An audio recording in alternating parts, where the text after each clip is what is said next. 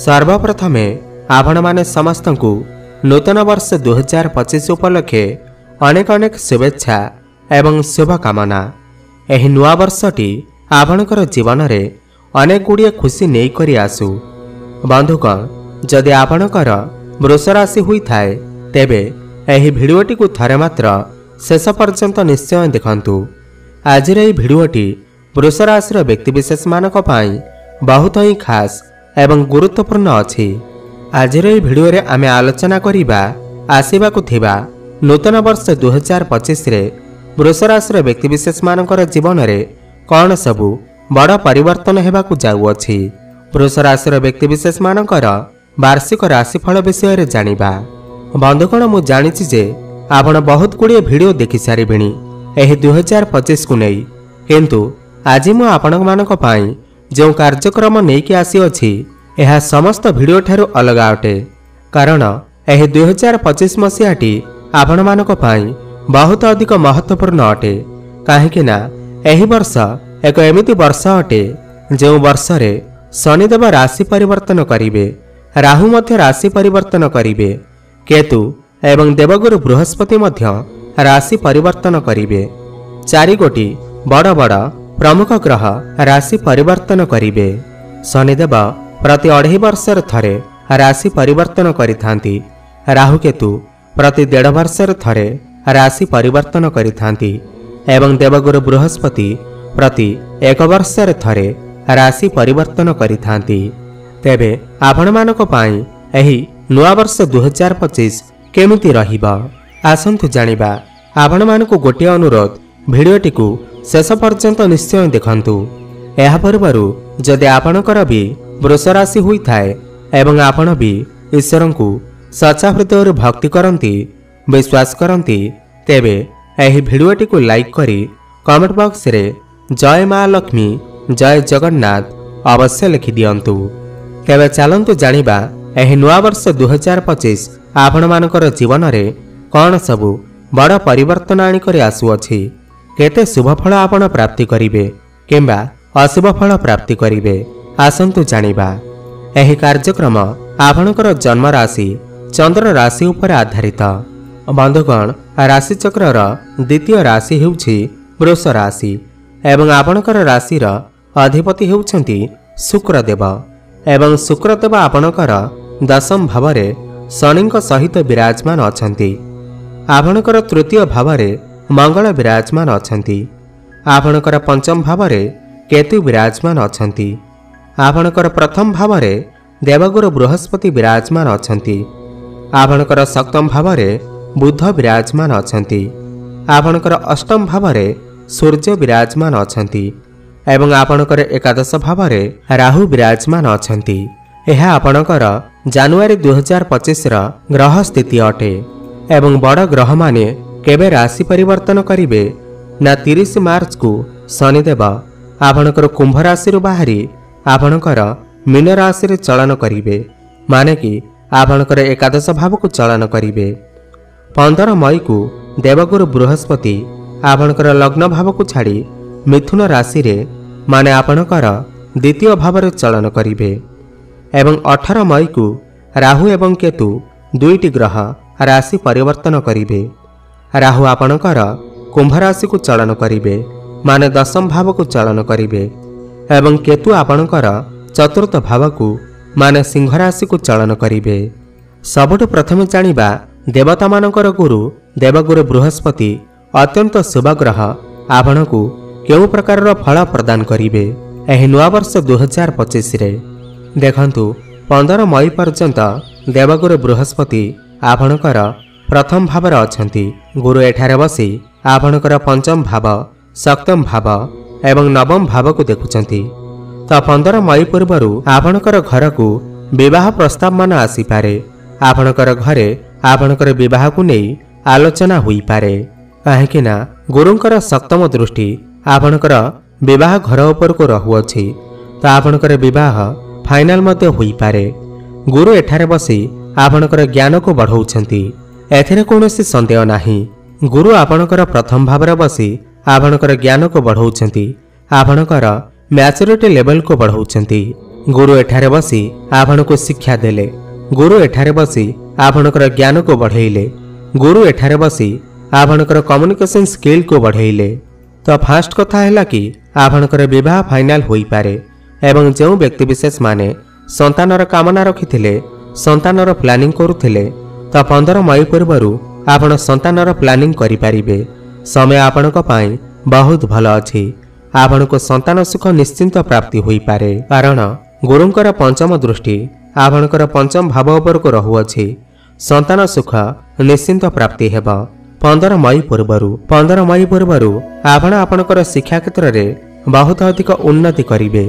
आपण जदि उच्च शिक्षा करने को चाहते ताहले निश्चिंत भाव करि पारिबे। तो 15 मई पर्यंत 2025 मसीहार 15 मई पर्यंत आपण को संतान सुख मिल पारे, विवाहर फाइनाल होई पारे, आपण शिक्षा क्षेत्र में बहुत अधिक उन्नति करि पारंती, उच्च शिक्षा करि पारंती, भाग्य मध्य उन्नति आसी पारे। किंतु 15 मई पर जेतेबेले गुरु आपणकर द्वितीय भाव को चलन करिवे, तो द्वितीय भाव आपणकर धन, कुटुंब एवं वाणीर भाव होइथाए। तो जेतेबेले देवगुरु बृहस्पति आपणकर द्वितीय भाव को चलन करिवे, यह आपणकर बैंक बैलेंस को बढ़ेइबे, आपणकर सेविंग्स को बढ़ेइबे। आपण एही समय रे धन एकत्रित करि पारिबे, आपणकर बैंक बैलेंस बढ़िबा। यह सहित 15 मई पर आपण किछि ऋण मध्य नहीं पारंती। आपण कोनोसी भी छोट मोट लोन निश्चिंत नहीं पारंती। गाड़ी को नहीं करी हो, होम लोन हेउ, किछि ना किछि लोन आपण अवश्य नहीं पारंती। गुरु आपणकर अष्टम एवं एकादश भावर मालिक होई करी आपणकर द्वितीय भाव को चलन करिवे। तो एठारे आपण को गोटे कथार ध्यान रखिबार अछि कि आपण काहा सहित भी आर्गुमेंट करंतु नाही। आपण कोनोसी फैमिली प्लानिंग करि पारंती। आपणकर घर परिवार रे कोनोसी नूतन अतिथि आसी पारंती एवं गुरु आपणकर द्वितीय भाव बसी आपणकर दशम भाव को देखिबे, अष्टम भाव को देखिबे एवं आपणकर षष्ठ भाव को देखिबे। दशम भाव को देखिबार माने हैला आपणकर क्यारियर एही समय रे बहुत अधिक आपण क्यारियर रे अग्रगति करिवे। क्यारियर रे आपण बहुत उच्च स्थिति को जाई पारंती। आपणकर कार्यक्षेत्र रे आपणकर मैच्योरिटी बढ़ी जिवो एवं आपणकर क्यारियर रे किछि बड़ परिवर्तन मते देखा देई पारे। कर्मक्षेत्र रे प्रमोशन रो जोग मध्य बनुअछि। 15 मई परे आपण आपणकर कर्मक्षेत्र रे बहुत अधिक उन्नति करिवे। जे मानक पाखरे कोनोसी चाकरी बाकरी नाही, तो सेमानकु नूतन चाकरी मध्य प्राप्ति होई पारे। कोनोसी एमएनसी कंपनी रे आपणकु जॉब ऑफर आसी पारे, किंतु किछि अशुभ फल मध्य रही अछि।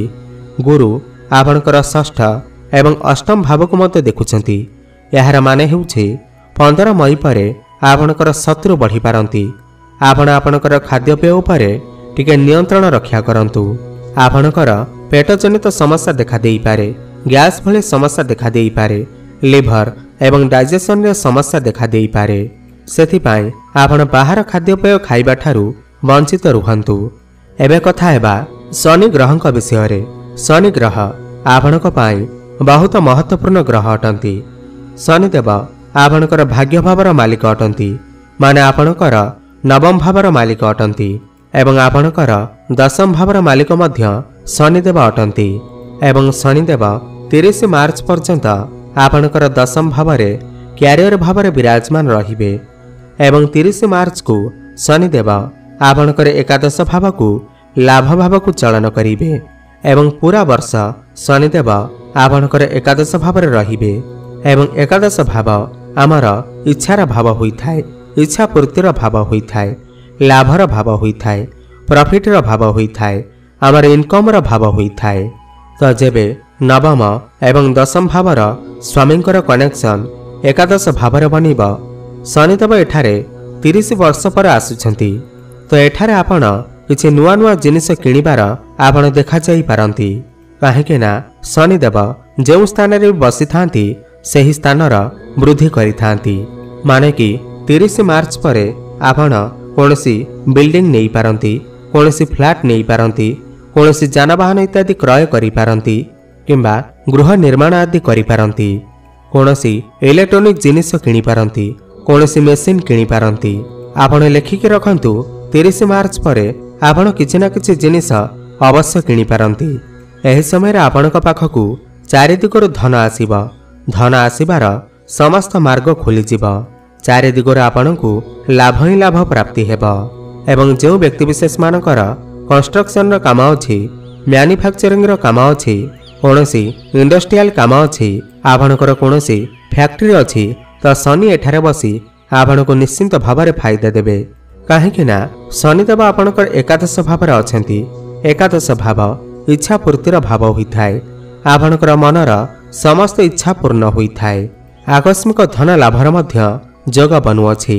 एही समय रे आपण आपणकर इनकम को बढ़ाइबा पाई, आपणकर फाइनेंशियल कंडीशन को स्ट्रांग करिबा पाई आपण चेष्टा करिवे एवं सफल मध्य हेबे।